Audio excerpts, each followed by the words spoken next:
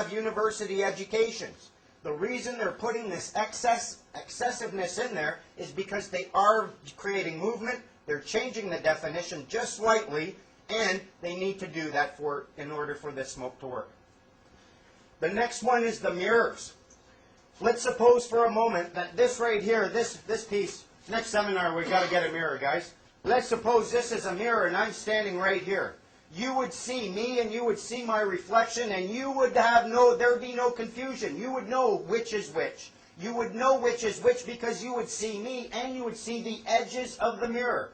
If, however, we use smoke and we hide the edges of this mirror, and all you see is me and this reflection, and you never really know which one is the mirror, you're going to have a little bit of confusion. If they incorporate the next one, next slide please. If they incorporate the camouflage, and they use camouflage to hide me, my physical body, so all you see is the reflection, and you do not see, because of the smoke, the edges of the mirror, from your perspective, this reflection will appear to be a real thing.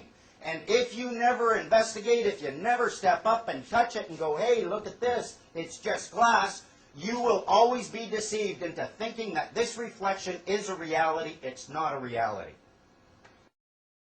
The next ones they use, switching of the bait and the slider.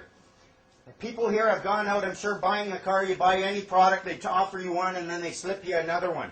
That right there is switching the bait. From a distance, it will appear that you have an obligation. You'll go, oh, okay, I got an obligation. I'm going to meet my obligation. You'll pick up your obligation. You won't even look at it because you're sure that it's an obligation. Closer examination will reveal that it's not an obligation at all. It's a choice, a voluntary choice. They've switched it on you. They will get you to believe you have an obligation when you do not. They use the next one a lot. With sliders.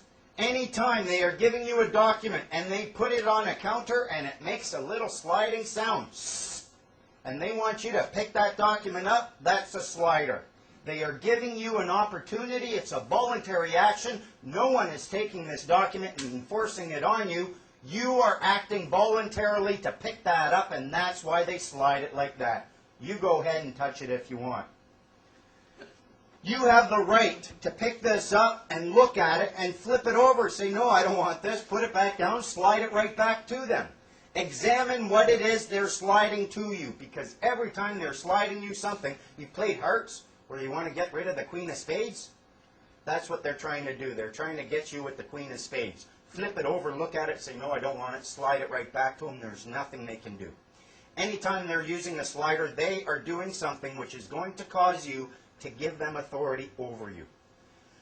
The next one that they've got is hiding the monkey. That's my monkey. Let's suppose for a moment I walk into a party, I got a monkey with a bell on its tail. My monkey is on a leash and he starts chucking dumplings at you. And you say, dude, stop that, your monkey, from chucking dumplings at me. And I say, monkey, that ain't no monkey. See the bell? See how it's attached to a furry prehensile bell holder? Monkeys have tails, not furry prehensile bell holders, therefore that's not a monkey. And you say, oh, well, where are them dumplings coming from?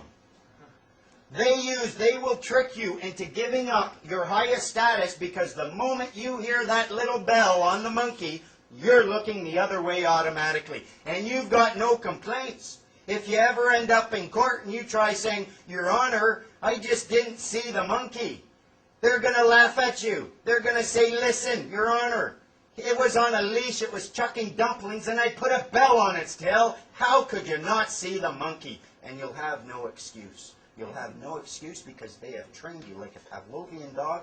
The moment you hear that little bell on its tail, boom, you're looking away. I'll show you what that little monkey is later. Any questions so far?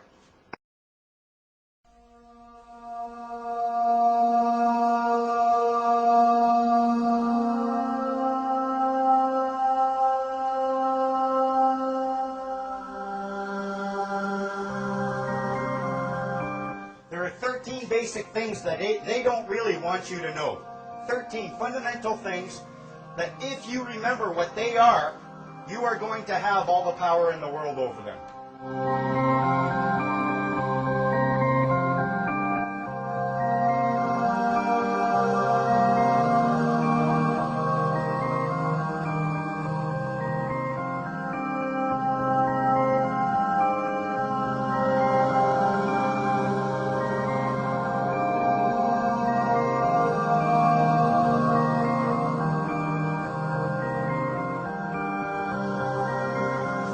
of these things that I'm going to teach you, they're obvious. And the reason they have the power is because no one there can dispute it. No one, not one person who is going to try to be your opponent or your adversary is going to be able to dispute them because they will accept it fully and completely. That's where the power lies. You are dealing with a human being. They are just human beings. They'll tell you, I'm an agent for the government, I'm a peace officer, I'm this, I'm that. No. You are a human being in a common law jurisdiction, and that's all there is to it. That's first and foremost, and I'm not forgetting that. If you remember that, they have to remember that. The key thing about remembering this is you can remember a couple of things. Yes, you can affect them. They will respond to emotion. They will respond to threats. They'll respond to a baseball bat in the bottom of their knee. They will respond. They will also respond to love, compassion, and truth.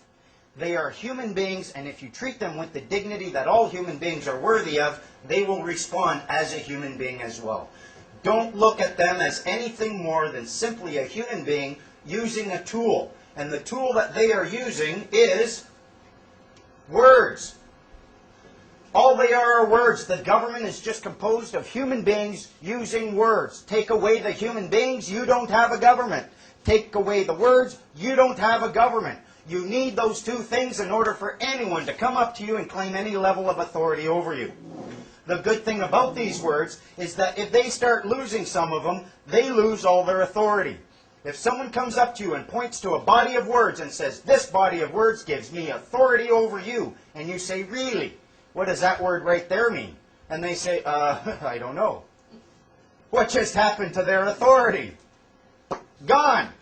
They have to know what the words in their own mandates mean. And this is where we have what their tool that they use against us, now we're going to use it against them, because some of these words are very deceptive.